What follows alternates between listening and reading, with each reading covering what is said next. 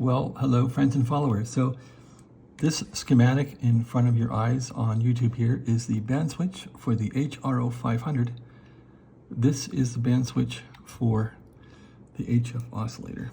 And it's the one that was kind of in shabby shape when I got the radio, and of course I broke it worse by trying to replace the fiberglass rod with aluminum.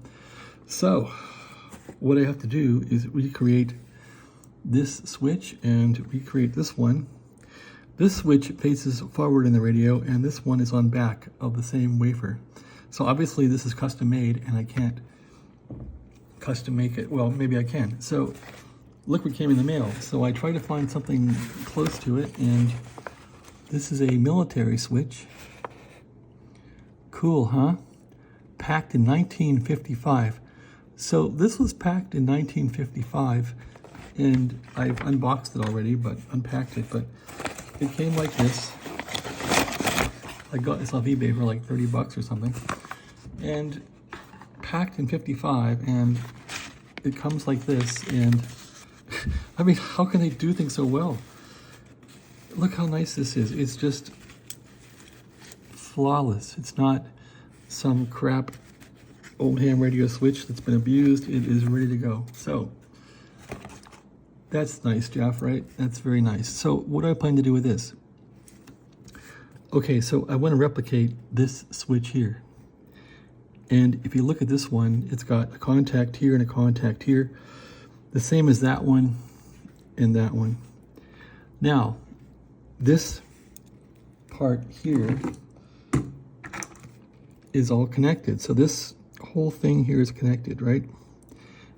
In this one on the schematic, it's one big piece of metal. So why don't I just put a little jumper in here, and that's it. So I plan to put a jumper here, probably between those two, right?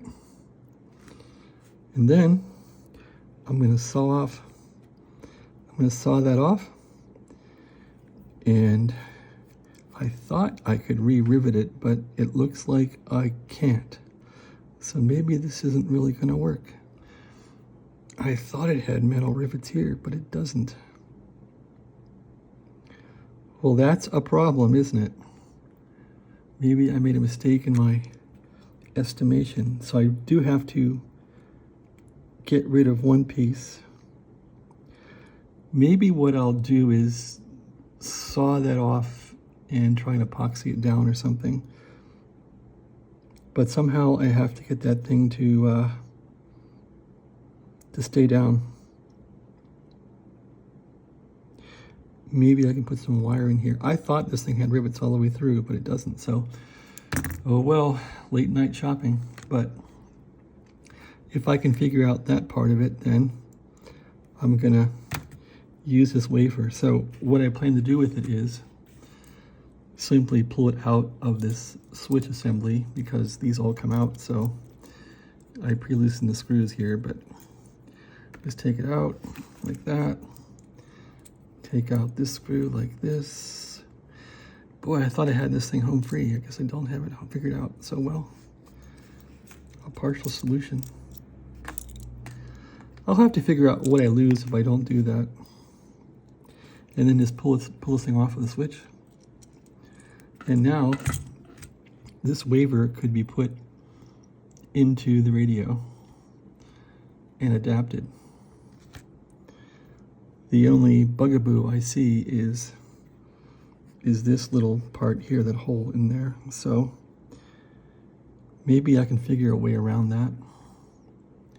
I gotta study the circuit again and see if I can get away with that. But this is my plan. I'm gonna put this into the radio, and I'm gonna put this in pretty much like how it was, like this, and put the rod through it. And then I'm going to put another wafer I've bought from somewhere else behind this one, and that will replicate this bottom wafer here. And I think with that one I can saw it up. So this one's going to take the work, really. This one is probably going to be pretty easy, I hope, but I didn't really think it through. I didn't think it through with these little parts here. So it's all going to work except for this little part here.